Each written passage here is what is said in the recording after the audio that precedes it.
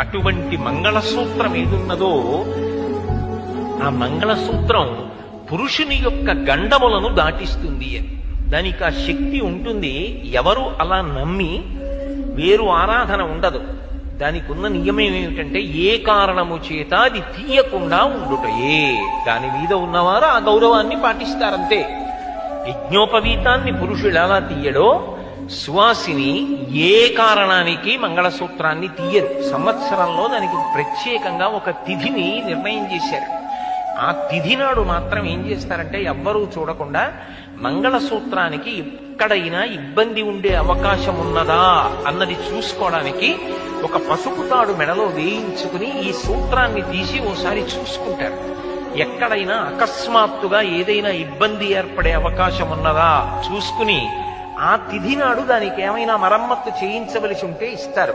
ఒకప్పుడు అంత నమ్మకంతో ఉండేవారు ప్రజలు. నమ్మకమే భగవంతుడు. అన్ని మూఢ విశ్వాసాలు అనడానికి అవకాశం ఉండదు. నమ్మకమే ఈశ్వరుడు అంతే. కాబట్టి చెట్టు మీద ఉంటే బొమ్మ, గూట్లో పెడితే బొమ్మ, నమ్ముకుంటే అమ్మ. మీ విశ్వాసము కాబట్టి ఆ మంగళసూత్రం అనేటటువంటి దానికి అంతటి ప్రాముఖ్యత వచ్చింది. ఇటువంటి మంగళసూత్రము ఏదైతే ఉందో అది అటువంటి మంగళసూత్రం ఏదున్నదో ఆ మంగళసూత్రం పురుషుని యొక్క గండములను దాటిస్తుంది అని.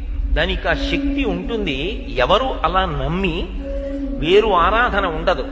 దానికి ఉన్న నియమం ఏమిటంటే ఏ కారణము చేత అది తీయకుండా ఉండుటయే. దాని మీద ఉన్నవారు ఆ గౌరవాన్ని పాటిస్తారంతే.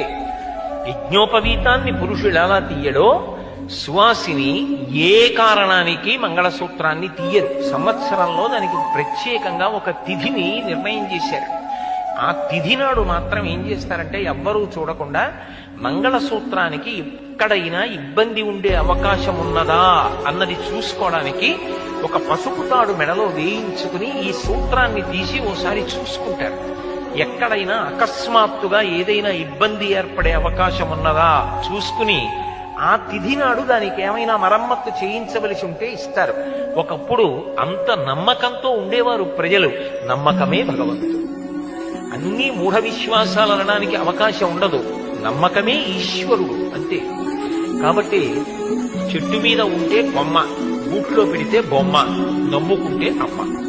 మీ విశ్వాసము కాబట్టి ఆ మంగళసూత్రం అనేటటువంటి దానికి అంతటి ప్రాముఖ్యత వచ్చింది. ఇటువంటి మంగళసూత్రము ఏదైతే ఉందో అది